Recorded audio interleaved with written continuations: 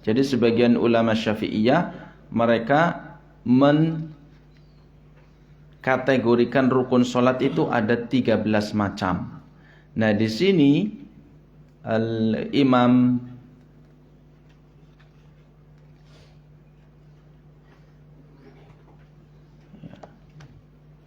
Abu Syuja' ya di sini dia membaginya menjadi atau mengklasifikasikan atau merincinya menjadi 18 ya, menjadi 18.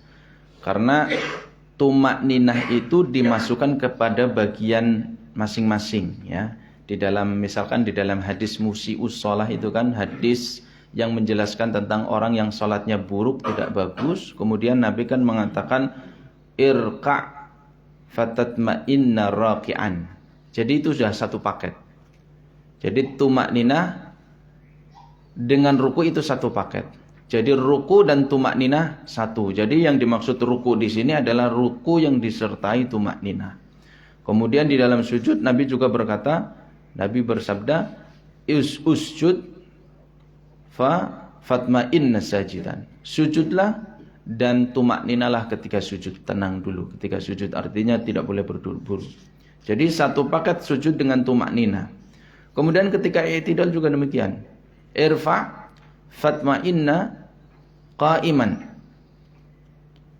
Berdirilah dari ruku, angkatlah dari ruku, kemudian berdirilah secara tenang. Nah, kemudian duduk di antara dua sujud juga demikian, ada tumakninah di situ. Sehingga kalau 18 itu ya, kalau 18 maka ditambahkan dengan yang pertama adalah tumakninah ketika ruku, berarti 14. Tumakninah ketika bangkit dari ruku atau ketika i'tidal 15. 16 tumakninah ketika sujud. Kemudian 17 tumakninah ketika duduk di antara dua sujud. Kemudian yang terakhir niat keluar dari sholat. Nah, itu ada rinciannya lagi. Jadi Abu Syuja' di sini merincinya menjadi 18. Tapi yang mu'tamad, yang menjadi patokan yang pokok secara umum ulama-ulama Syafi'iyah merincinya menjadi 13 yang tadi itu. Jadi karena antara ruku dengan tumakninah itu satu paket. Sujud dengan tumakninah satu paket. Kemudian duduk di antara dua sujud dengan tumakninah itu satu paket. Ya. Dan niat keluar dari salat tidak diperlukan di situ. Karena ketika seseorang dia sudah niat, maka dengan salam itu sudah menandakan bahwa dia keluar dari salat. Nah, itu. Jadi ada beberapa perbedaan para ulama sendiri di dalam madhab Syafi'i tentang masalah jumlah rukun salat. Tapi ini tidak terlalu ini ya, tidak terlalu perbedaannya tidak terlalu jauh ya. Karena hanya perbedaan merincinya saja. Baik, kita mulai yang pertama. Wa arkanus sholati 18 ruknan. Rukun salat itu ada 18 rukun. Nah, ini menurut Imam Abu Syuja'. Ahaduha, yang pertama adalah an-niyatu. Niat itu yang di sini dimasukkan dalam kategori ruknun qalbi, rukun yang masuk amalan hati. Liqaulihi sallallahu alaihi wasallam innamal a'malu binniyat. Ini berdasarkan sabda Nabi sallallahu alaihi wasallam, sesungguhnya segala amal atau setiap amal itu tergantung pada niatnya. Ya, tergantung pada niatnya. Nah, yang dimaksud dengan niat itu sudah kita sampaikan pada pembahasan wudu, maka di sini ditegaskan kembali bahwa niat itu adalah wahiya qasdu syai'i muqtarinan bi fi'lihi. Qasdu syai', kehendak sesuatu yang langsung diikuti dengan perbuatan. Ya, perbuatan yang dia inginkan. Itu yang dimaksud dengan niat. Jika at-tarahi anhu, jika perbuatannya itu tidak langsung disertai atau menyertai keinginannya, itu bukan niat namanya. Namanya azam. Ya, tekad yang kuat. Misalkan saya mau main bola misalkan. Tapi setelah 2 jam baru ada permainan bola. Itu namanya azam. Ya, lebih tepatnya azam. Tapi kalau langsung diikuti dengan perbuatan, itulah niat. Itu namanya niat. Itu dalam ilmu fikih. Wa mahalluhal qalbu. Niat itu tempatnya di dalam hati. Niat itu tempatnya di dalam hati, sehingga ini termasuk perbuatan hati, amalan hati. Ya, amalan hati. Para ulama sepakat tentang mahalun niat al-qalbu, ya. Bahwa amalan niat itu tempatnya ada di dalam hati, ya. Di dalam masalah wudu kalau tidak keliru, ya. Mana masalah wudu ada nggak di sini?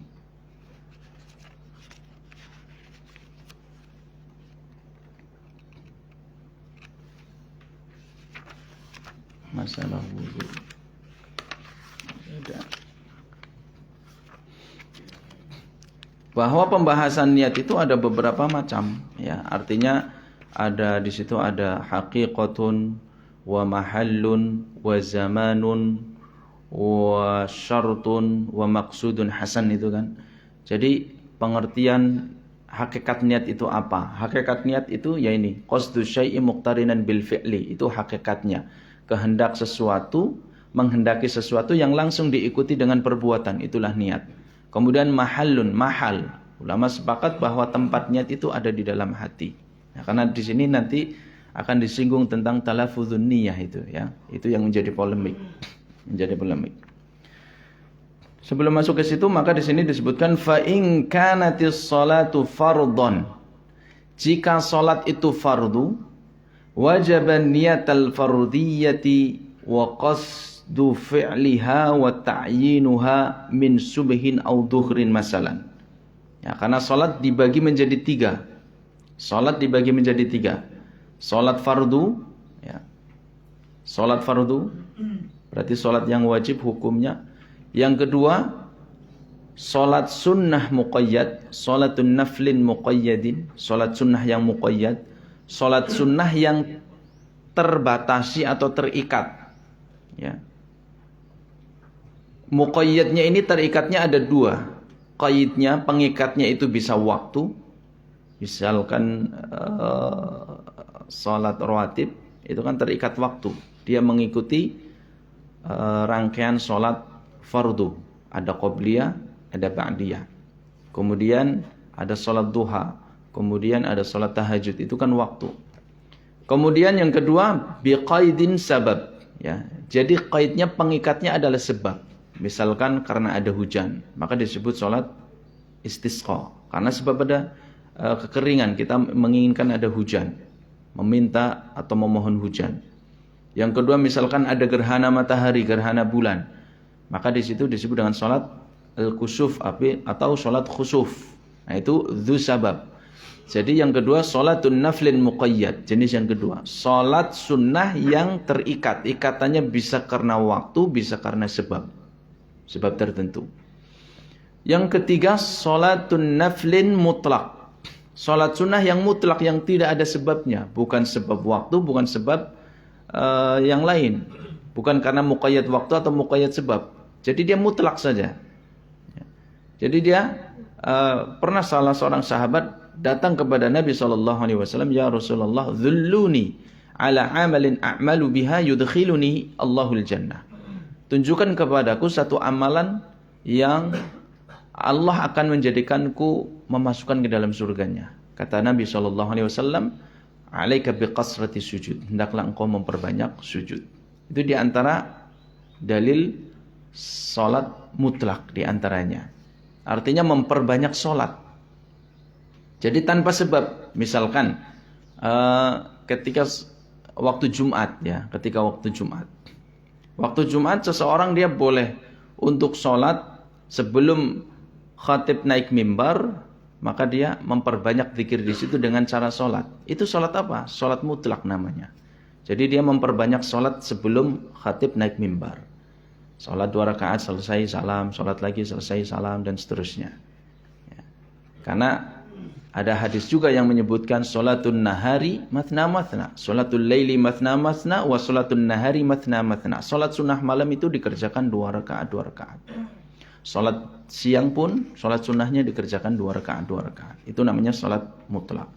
Nah di sini ketika sholat fardu maka dia wajib untuk menghadirkan niat fardiyah wa qasdu fi'liha, ya, kehendak untuk melakukan sholat, wa ta'yinuha, dan mentakyin, menetapkan atau menentukan sholat apa yang hendak dia kerjakan. Apakah itu subuh atau duhur contohnya di sini.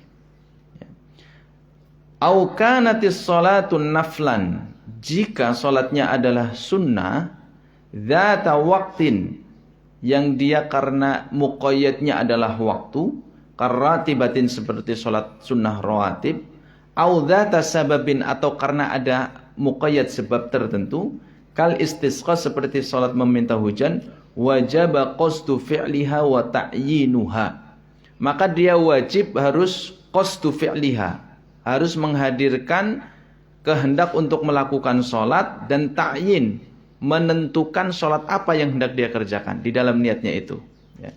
Jadi beda dengan sholat fardu. Kalau sholat fardu harus menghadirkan 3 tadi, ya, qasdul fi'li, kemudian qasdul fardiyah, kemudian ta'yinuha. Ya, ini perincian dalam mazhab Syafi'i. Jadi ketika seseorang hendak sholat fardu, subuh, duhur, asar, maghrib, isya, dia harus menghadirkan 3 ini dan hukumnya wajib. Qasdul fi'li, jadi dia harus menghadirkan kehendak bahwa dia hendak sholat. Yang kedua, qasdul fardiyah, harus ada kehendak bahwa sholat yang dia kerjakan adalah hukumnya fardu, wajib. Yang ketiga, ta'yinuha, sholat yang dia kerjakan sholat apa? Apakah subuh, apakah duhur? Ini harus jelas, ya. Sehingga ketika sholat dia harus betul-betul menghadirkan 3 ini. Namanya istighdharun niat fil qalbi. Harus menghadirkan 3 ini. Kalau salah satu tidak bisa atau tidak dihadirkan, menurut madhab Syafi'i hukumnya batal sholatnya. Sehingga ini istilah saya kembali tegaskan bahwa madhab Syafi'i itu sangat ketat, sangat berhati-hati. Sehingga kita tidak boleh buru-buru ketika sholat. Ya, tiba-tiba datang langsung sholat gitu ya. Tidak. Jadi betul-betul sebelum takbir itu harus ada persiapan. Dan dalam madhab Syafi'i bahwa niat itu ma'a awwali juz'in minal ibadah, harus disertakan pada awal juz, bagian dari ibadah itu. Ya. Berbeda dengan madhab yang lain karena dia menganalogikan dengan puasa. Puasa itu kan niatnya boleh sebelum subuh, ketika makan sahur, atau di tengah malam, atau ketika isya. Itu hukumnya sudah sah. Malam yubayyit asyama minal lail fala siyama lahu. Maka misalkan habis isya dia niat makan malam, kemudian saya besok mau puasa, itu hukumnya sah. Tidak seperti kaidah bahwa niat itu labudda ayyakuna fi awwali juz'in minal ibadah. Tidak harus di awal juz, tidak harus di bagian ibadah yang harus dia kerjakan. Itu kalau puasa. Tapi dalam madzhab Syafi'iyah fi awwali juz'in minal ibadah, yang wajib. Nah, sehingga ketika wudu kemarin kita jelaskan bahwa niat itu ketika membasuh muka, karena itu yang wajib. Nah, ketika sholat, karena as-sholatu mufattatahatun bit takbir wa mukhtatamatun bit taslim. Diawali dengan takbir, diakhiri dengan taslim. Takbir hukumnya adalah wajib, maka karena dia rukun, maka ketika takbiratul ihram harus menghadirkan niat. Dan dirinci niat itu yang kalau sholat fardu yaitu tadi harus qasdul fi'li, menyengaja bahwa dia ingin hendak sholat. Kemudian qasdul fardiyah, harus memastikan bahwa yang sholat dia kerjakan adalah fardu. Yang ketiga, ta'yinu, harus dijelaskan, harus pasti bahwa yang sholat yang dikerjakan adalah subuh misalkan atau duhur. Jadi harus jelas. Itu kalau sholat fardu. Nah, kalau sholat sunnah itu hanya 2 saja. Hanya 2 saja, yaitu qasdul fi'li wa ta'yinuha. Jadi tidak mengharuskan dia menghadirkan bahwa sholat ini sunnah, tidak. Hanya 2 saja. Dia hanya qasdul fi'li, menghadirkan dalam hati bahwa dia hendak melakukan sholat. Yang kedua ta'yin. Ta'yinnya dia apa? Apa karena sebab waktu atau apa? Ya langsung misalkan kalau rawatib langsung menghadirkan dalam hati bahwa dia hendak sholat, melakukan sholat dan sholatnya rawatib, cukup itu. Ya. 2 saja. La niyatan nafliyah. Jadi tidak ada nafliyahnya. Qasdul nafliyahnya tidak perlu dihadirkan. Itu hukumnya mustahab saja. Hukumnya mustahab. Tapi kalau sholat fardu, qasdul fardiyahnya hukumnya wajib. Sehingga ini betul-betul harus konsentrasi. Ya, konsentrasi betul. Maka ketika sholat itu harus supaya ini bisa hadir, harus dalam posisi betul-betul siap. Tidak terburu-buru, artinya tidak masbuk, gitu kan. Sudah, kalau misalkan dia dari rumah sudah wudu dulu di rumah, kalau di tempat kerja sudah wudu di sini dulu. Atau dia misalkan ketika sudah adzan dia sudah mulai persiapan.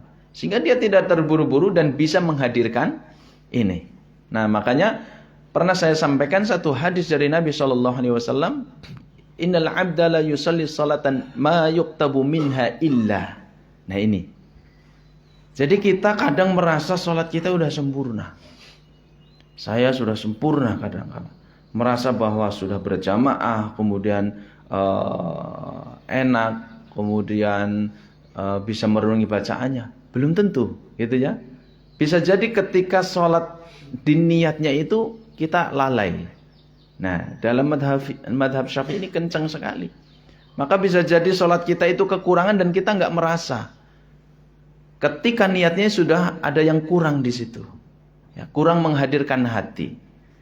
Maka betul sekali kalau di dalam hadis disebutkan bahwa seorang hamba ketika sholat ada yang ditulis pahala untuknya 1/10, 1/9, 1/8, 1/7, 1/6 dan seterusnya sampai ada yang dapat setengah. Artinya kiblatnya sama, berdiri sama, imamnya sama, bacaannya sama, tapi pahalanya belum tentu sama. Sehingga penting sekali kita menunaikan sholat-sholat sunnah.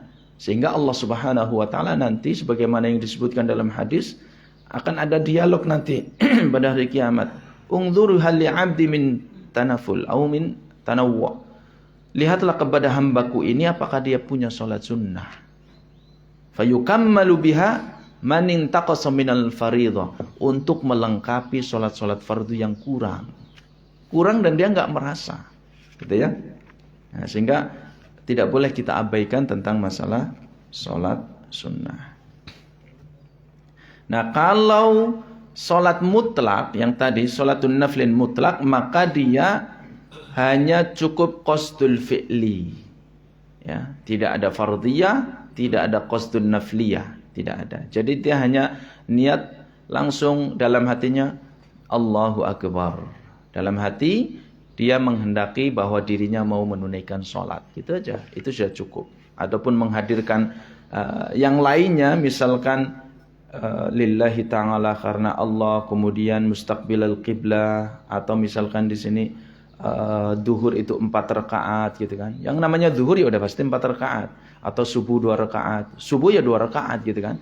Nah, sehingga menjelaskan 4 rakaat, 2 rakaat itu di situ hukumnya mustahab, menghadirkan itu. Atau menghadirkan saya menghadap kiblat, ya, itu hukumnya mustahab. Atau lillahi ta'ala, itu hukumnya mustahab. Karena dengan perintah ya ayyuhalladzina amanu aqimus shalah, itu ketika kita sholat itu sudah lillahi ta'ala. Maka ketika menghadirkan ucapan atau bahasa hati lillahi ta'ala, di situ mustahab. Yang diwajibkan kalau fardu itu 3 itu. Kalau sunnah muqayyadah itu 2, kalau sunnah mutlak itu 1, ya, 1. Bisa dipahami, Pak? Bisa. Selama ini bagaimana kalau kita sholat? Ya.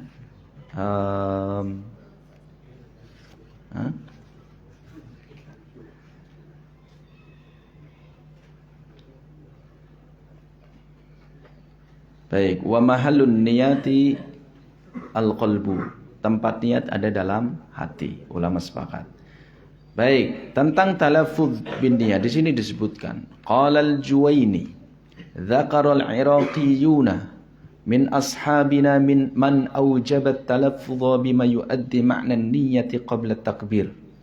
Wa akhadha hadha min lafdh asy-Syafi'i wa dhalika annahu qala yan'aqidu al-ihramu min ghairi lafdhin bin-niyyah wa laysa kas-salati allati yaftaqiru 'aqduha ila al-lafdhi.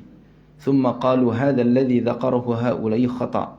Wasy-Syafi'i lam yurad bil-lafdhi at-talaffuz bin-niyyah wa innama arada bil-lafdhi at-takbir al-wajib fi ibtida'i as-salah. Wa hadha la yu'addu min al-madhhab ila akhirih. Ya. Al-Juwaini termasuk ulama Syafi'iyah, dia mengatakan bahwa ulama-ulama dari negeri Irak, dari ulama-ulama kami, sebagian mereka mewajibkan talaffuz bin niyah. Ya, mewajibkan talaffuz bin niyah qabla takbir. Nah, qabla takbir.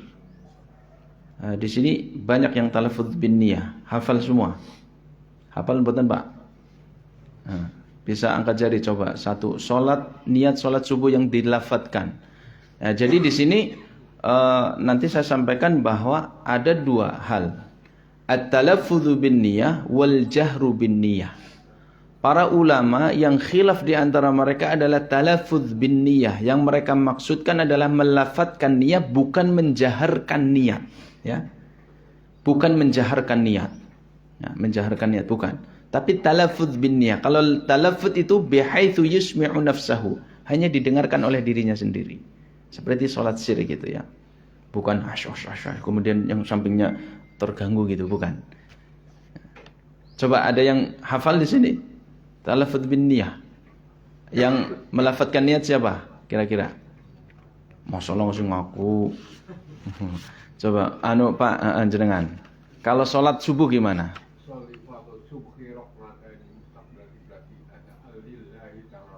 Allahu Akbar gitu ya. Yang lain hafal? Ada yang nggak hafal? Jong, yang nggak hafal, jujur aja coba. Ternyata panjang kan? Dan itu harus bahasa Arab. Usolli fardhus subhi raq'ataini mustaqbilal qiblati lillahi ta'ala. Ya. Usolli itu yang dimaksud dengan qasdul fi'li, karena dia hendak salat, bukan hendak duduk atau makan gitu kan. Usolli. Kemudian fardhus subhi, qasdul fardiyah, fardhah. As-subhi itulah yang dimaksud dengan ta'yinuha, salat subuh. Sampai situ cukup. Usolli fardhus subhi raq'ataini itu mustahab, lillahi ta'ala mustahab, mustaqbilal qiblah mustahab, adaan lillah itu mustahab dalam pendapat Syafi'iyah. Nah, di sini para ulama Irak mereka mengatakan bahwa sebagian mereka mewajibkan melafadzkan niyah sebelum takbir. Perkataan ini atau pendapat ini didasarkan pada lafadz perkataan Imam Syafi'i di dalam kitabnya, karena Imam Syafi'i mengatakan yan'aqidul ihramu min ghairi lafdin bin niyat. Ihram baik haji maupun umrah. Orang haji atau umrah, mereka haji dan umrahnya sah tanpa melafadzkan niat, ya, tanpa melafadzkan niat. Akan tetapi tidak seperti salat, walaysa kas-salati allati yaftaqiru 'abduha ila lafzi, yang sahnya itu membutuhkan kepada lafaz. Nah, di sini ya. Jadi kata-kata lafaz ini yang kemudian sebagian ulama-ulama Syafi'iyah mereka salah memahami perkataan Imam Syafi'iyah. Yang dimaksud lafaz di sini sebagian memahaminya bahwa itu yang dimaksud adalah talaffudzu bin niyah, melafadzkan niat. Kemudian Imam Nawawi membantah sebagian ulama-ulama yang lain dari kalangan Syafi'iyah. Mereka mengatakan hadzal ladzi dzakarahu haula'i khata'. Ya, pendapat yang mereka kemukakan itu keliru. Wasy-Syafi'i, Imam Syafi'i lam yuradu bil lafzi talaffudzu bin niyah, yang ketika mengutarakan bahwa al-lafadz di sini itu bukan talaffudzu bin niyah, melafadzkan niyah.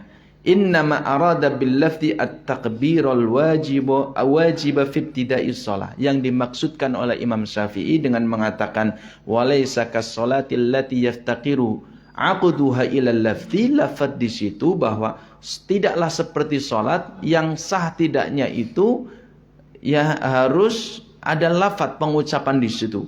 Padahal yang dimaksud lafaz pengucapan di situ itu adalah melafadzkan takbir yang pertama ketika salat. Itu bantahan dari Imam Nawawi sendiri. Jadi ulama Syafi'iyah sendiri mereka tidak satu kata. Wa hadzal la yu'adu minal madhab, sehingga ini tidak dimasukkan ke bagian dari pendapat madhab. Ya, pendapat madhab. Sehingga menurut mereka ini kalangan mutaakhirin, ya, kalangan mutaakhirin. Artinya ini bukan madhabnya, pendapatnya Imam Syafi'i secara pribadi, bukan. Jadi dari murid-muridnya yang menurut Imam Nawawi mereka salah memahami perkataan Imam Syafi'i.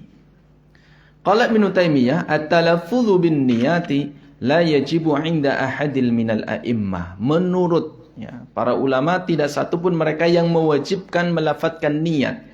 Walakin ba'dul mutaakhirina kharaja wajhan fi madhhab Syafi'i bi wujubi dzalika wa ghalatahu jamaahiru ashabi Syafi'i. Bahwa sebagian ulama-ulama kontemporer yang datang kemudian yang kemudian mengkaitkan ini dengan madhab Syafi'i, padahal menurut mereka bahwa ini adalah kekeliruan. Ya. Baik, saya yang jelas di sini ya, yang jelas ini polemik memang ya. Para ulama tidak satu kata di sini, tidak satu kata saya sebutkan di sini. Artinya begini, masalah talaffudzu bin niyah. Yang jelas ulama sepakat niat itu tempatnya di dalam hati. Kemudian ketika dilafadzkan, bukan dijaharkan. Kalau dijaharkan para ulama tidak berpendapat demikian. Ketika dilafadzkan, maka para ulama kemudian berbeda pendapat. Yang satu mengatakan mustahab, yang lain mengatakan dia sampai kepada bid'ah gitu kan, sesuatu yang tidak ada dalilnya, yang tidak bersumber dari Nabi SAW. Kalau kita cari, kalau kita teliti di dalam hadis, memang tidak ada satupun riwayat yang menyebutkan ketika mau sholat Nabi membaca nawaitu usolli fardhas subhi raka'ataini mustaqbilal qiblat adaan lillahi ta'ala. Tidak ada memang. Ya tidak ada. Lalu duduk masalahnya di mana, gitu kan? Duduk masalahnya di mana? Yang pertama, kita sampaikan bahwa bukan hanya kalangan ulama Syafi'iyah saja yang berpendapat bahwa melafadzkan niat itu mustahab, dianjurkan. Tapi beberapa kalangan dari Hanabilah juga berpendapat, mereka mengatakan bahwa melafadzkan niat juga mustahab. Ya, ini duduk masalahnya yang pertama. Yang kedua, ulama-ulama Syafi'iyah yang berpendapat bahwa melafadzkan niat itu adalah mustahab, mereka tidak mengatakan sunnah. Nah, ini bedanya ya. Jadi ulama-ulama Syafi'iyah mereka mengatakan mustahab, tidak mengatakan itu sunnah. Apa bedanya diksi antara mustahab dengan sunnah? Mereka mengatakan bahwa jika sebuah hukum kemudian mereka mengatakan bahwa ini adalah mustahab, atau ungkapan ini hukumnya adalah mustahab, maka itu adalah sesuatu yang didasarkan kepada athar yang sahih. Didasarkan kepada sesuatu yang tidak ada atharnya. Jadi mereka ijtihad mereka sendiri. Ya, jadi secara tekstual memang tidak ada atharnya, tidak ada hadisnya. Itu mustahab. Lalu kemudian ulama berijtihad dengan beberapa piranti-piranti atau instrumen-instrumen yang mengarah ke situ. Adapun sunnah yu'abbaru fiha fima sabata fihil athar. Ketika mereka mengatakan bahwa ini hukumnya sunnah, maka itu adalah sesuatu yang didasarkan kepada hadis atau athar-athar yang sahih. Ada, teksnya ada. Kalau tidak ada teksnya, kemudian mereka berijtihad menganjurkan, itu mereka mengistilahkan dengan mustahab. Mustahab dengan sunnah beda. Ya. Dan para ulama Syafi'iyah mengatakan bahwa talaffudzu bin niyah mustahab, laisa sunnah. Karena memang tidak ada hadisnya. Tapi mereka menganjurkan, sebagian mereka menganjurkan, bahkan sebagian mereka mewajibkan, gitu ya. Nah, sehingga antara mustahab dengan sunnah, mustahab lebih umum, lebih luas cakupannya. Adapun sunnah dia lebih khusus karena harus dibatasi pada dalil yang sahih, ya, dalil yang sahih. Disebutkan di dalam sebuah hadis, Nabi SAW bersabda, "Man ijtahada fa asaba falahu ajrani." Barang siapa yang dia berijtihad, lalu ijtihadnya benar, maka dia akan mendapatkan 2 pahala. Wa man ijtahada fa akhtaha falahu ajrun wahid. Barang siapa yang dia berijtihad, lalu ternyata ijtihadnya keliru, maka dia mendapatkan hanya 1 pahala. Nah, sehingga di sini wallahu a'lam, para ulama, sebagian ulama-ulama Syafi'iyah mereka berijtihad demikian. Andai mereka benar maka dia mendapatkan 2 pahala, andai keliru maka dapat 1 pahala. Tapi ranah untuk sampai kepada martabatul ijtihad tidak bisa diambil oleh semua orang. Ini hanya para ulama-ulama yang mumpuni, ulama-ulama yang kompeten, tidak semua bisa sampai kepada martabatul ijtihad. Yang kedua, yang ketiga ya.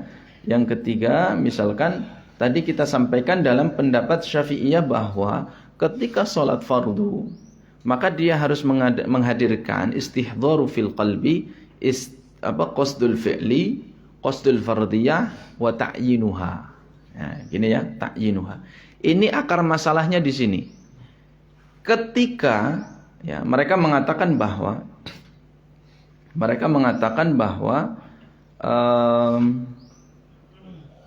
fuqaha Syafi'iyah mereka mengatakan kenapa harus talaffudzu bin niyah? Mereka mengatakan liyusa'idal lisanu al-qalbah, untuk membantu ya, lisan ini membantu hati menghadirkan 3 hal itu.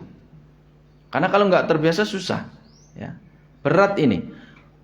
Lisan ini membantu hati untuk menghadirkan 3 itu, yaitu qasdul fi'li, kemudian qasdul fardiyah, dan ta'yinuha. Maka lisan itu melafatkan untuk membantu, artinya menggiring hati untuk menghadirkan ketiga hal itu, ya, ketiga hal itu. Nah, maka jalan tengahnya, Bapak Ibu sekalian yang dimuliakan Allah Subhanahu wa taala, jalan tengahnya adalah jika, karena ini khilaf para ulama, jika seseorang mampu menghadirkan 3 ini tanpa talaffudzu bin niyah, maka cukup dia tidak perlu melafadzkan niyah, gitu ya. Jika seseorang dia mampu menghadirkan ketiga ini, ya, caranya bagaimana? Yaitu dia harus siap-siap ketika mau sholat, jangan buru-buru, jangan mau takbir dan masih benerin kancing baju, benerin lengan baju kayak gitu habis wudu gitu ya, buru-buru. Ya. Harus betul-betul persiapan. Seperti seseorang yang mau sholat tahajud, betul-betul persiapan. Dia wudu dulu, gosok gigi, kemudian mungkin duduk dulu minum dan seterusnya. Gelar sajadah di rumahnya, kemudian pakai yang rapi, kemudian niat di situ ya. Jadi betul-betul dia bisa menghadirkan hati. Loh, kenapa ketika sholat fardu dia buru-buru? Nah, ini yang menjadi masalah di situ. Maka jalan tengahnya adalah ketika seseorang dia mampu menghadirkan hal ini, maka tidak perlu talaffudzu bin niyah. Namun, jika seseorang dia tidak mampu, maka boleh seseorang dia talaffudzu bin niyah, bukan jahru bin niyah, untuk membantu bahwa hati bisa menghadirkan ketiga hal itu. Ketiga hal itu, ya. Dan ulama-ulama Syafi'iyah mengatakan bahwa apa yang diucapkan sebelum takbir la yu'tabaru niyatan, tidaklah itu dimaksudkan niat yang mu'tabarah, ya. Jadi ketika kita mengucapkan misalkan saya nggak bisa nih menghadirkan ketiga hal itu, kayaknya agak berat, susah misalkan. Kemudian dia membaca usolli fardhu subhi raka'atain mustaqbilal qiblat lillahi ta'ala Allahu akbar. Nah, bacaan usolli sebelum takbir itu la yu'addu niyatal mu'tabarah. Niat yang itu tidak dianggap sebagai niat yang benar. Niat yang pokok, bukan. Niat yang pokok tetap yang ketika dia takbir, karena kaidah ulama Syafi'iyah kan an-niyatu takunu fi awwali juz'in minal ibadah. Jadi ketika takbir itu Allahu Akbar.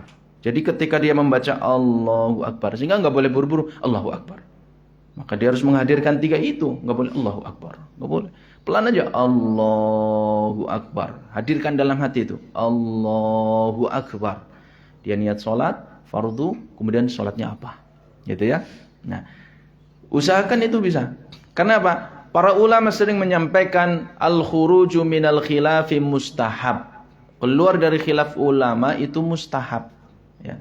Keluar dari khilaf ulama itu yang dianjurkan. Sehingga ini ya intinya polemik ini akan terus terjadi karena disebutkan di dalam kitab-kitab para ulama. Argumentasinya ada masing-masing dan tidak akan selesai insyaallah sampai hari kiamat. Maka bagi yang mengamalkan talafudzu binniyah, pahami bahwa itu memang tidak ada sumber hadisnya, tapi itu adalah ijtihad dari para ulama-ulama Syafi'iyah. Kemudian yang ketika membaca usolli salatal subhi raka'ataini, fardhu subhi raka'ataini, itu dianggap sebagai bukan niatul mu'tabarah, niat yang pokok bukan, tapi niat pokoknya tetap ketika dia membaca Allahu Akbar, ya, menghadirkan hati ketika dia membaca Allahu Akbar. Mereka mengatakan bahwa melafadzkan itu adalah hanya membantu lisan itu, membantu hati untuk menghadirkan itu. Jadi ini hanya apa ya, istilahnya teknis saja sebenarnya, teknis dari yang diistihadkan oleh para ulama. Tapi kalau mau kita keluar dari polemik itu, ya sudah. Para ulama menganjurkan al-khuruju minal khilaf, usahakan kalau mau sholat betul-betul menghadirkan hati. Maka Anda tidak terjebak dalam khilaf para ulama. Hadirkan hati, tenang, kemudian hadirkan ketiga hal itu, insyaallah kita bisa menunaikan dengan benar. Wallahu a'lam. Ada pertanyaan kira-kira? Tidak ya Pak? Paham? Nggih, satu sebagai penutup. Monggo. Assalamualaikum warahmatullahi wabarakatuh. Waalaikumsalam warahmatullahi wabarakatuh. Misal ketika kita jadi imam nih, kita batal, terus dalam posisi itu kita kan memilih imam untuk yang pengganti kita. Kita lihat dari misal dari segi bacaan itu kan kadang kita mungkin yang udah bagus lah. Nah, setelah itu kita kan mungkin nggak tahu yang jadi imam itu apakah langsung jadi imam didorong sama kita atau dia yang maju. Imam pengganti. Ya. Imam pengganti. Kalau imamnya batal, siapa imam pengganti? Yang pertama, kalau jadi makmum, kalau memang kita belum bagus bacaannya, jangan di belakang imam persis. Ya, tulisannya di sini 1, 3. Ini kan lagi musim ini. Tulisan di sini langsung di belakang imam. Ya jangan. Nah, siapa tahu ada kondisi-kondisi seperti itu. Yang saya tahu kalau tidak keliru di Malaysia itu ada tempat khusus di belakang imam. Itu nggak boleh ditempatin oleh yang lain. Imam badalnya. Siapa tahu ada terjadi sesuatu. Ya, jadi dia yang maju, nggak boleh yang lain.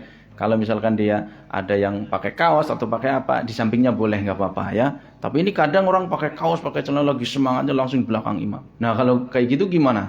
Ya, nah itu yang pertama. Kita harus tahu diri ya, harus tahu diri. Itu yang pertama.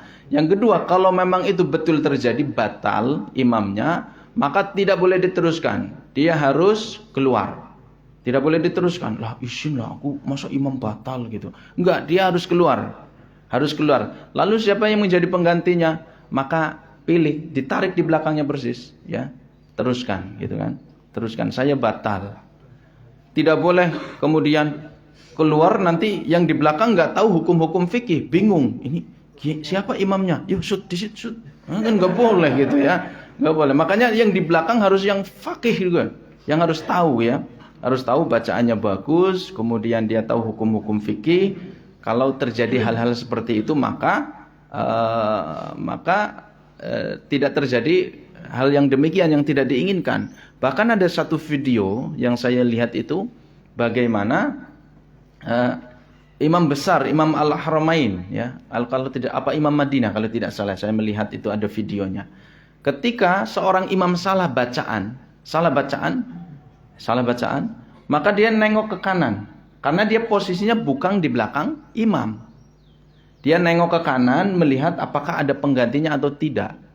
Nah, ketika penggantinya itu ternyata tidak bisa meneruskan atau membenarkan bacaan imam, mungkin dia juga agak lupa bacaannya, maka dia baru kemudian membetulkan.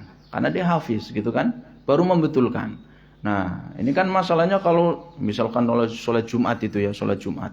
Misalkan imamnya baca Sabih Isma Rabbiyal A'la, keliru satu. Satu itu baca semua, gitu kan? Imamnya keliru, satu ruangan membenarkan semua. Nah, harusnya kita tahu diri. Kalau kita ada di shaf kedua, shaf ketiga, diam aja. Kalau di sana belum kemudian imamnya masih keliru, nggak ada yang membetulkan, baru kita betulkan. Gitu. Makanya itu menoleh untuk hajat boleh menoleh. Oh, dia nggak bisa membetulkan. Atau nggak ada penggantinya. Maka dia kemudian baru membetulkan. Nah, seperti ini juga demikian. Ketika batal, maka dia ambil di belakangnya. Suruh maju gitu ya. Maju, saya batal gitu, nggak apa-apa.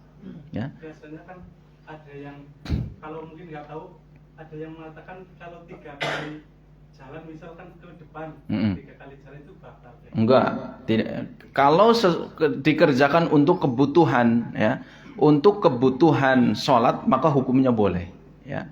Nanti kita sampaikan mungkin ada kesempatan bagaimana Nabi pernah jalan beberapa kali untuk membukakan pintu ketika lagi sholat gitu ya. Maka kalau kebutuhannya adalah untuk sholat, selama itu mungkin itu pendapat ke madhab Syafi'i nanti ya, mungkin garuk-garuk dalam satu tempat tidak boleh. Gerakan 3 kali dalam satu tempat. Nah, kalau mau garuk 1, diam dulu. Kemudian ke rukun yang lain 2, ditahan dulu gitu ya. Memang ketat madhab Syafi'i gitu ya. Jadi kalau jenengan ada nyamuk di sini, katel garuk dulu. Nunggu ruku dulu. Garuk lagi pas ruku. I'tidal baru garuk lagi sekali. Karena kalau 3 kali bisa dianggap batal. Nanti mungkin disebutkan dalam kitab ini ya. Cukup ketat memang. Hadza wallahu a'lam. Yang jelas kita tahu posisi kita sebagai makmum. Kemudian kalau menjadi imam, kalau memang kita ada hal-hal yang mungkin sudah ada kurangnya, mungkin gampang buang angin atau gampang buang air, maka kita harus sudah mundur lah, jangan menjadi imam. Khawatir akan terjadi hal-hal seperti itu ya. Nanti ada namanya salasil baul, salasil rih, itu kalau kita sudah punya penyakit atau sakit-sakitan, ya silahkan yang lebih muda, yang lebih fasih untuk maju gitu ya sebagai penggantinya. Hadza wallahu a'lam. Mudah-mudahan kita dimudahkan untuk mengamalkan setiap apa yang kita pelajari. Kurang lebihnya mohon maaf. Subhanakallahumma wa bihamdika asyhadu an la ilaha illa anta astaghfiruka wa atubu ilaik. Assalamualaikum warahmatullahi wabarakatuh.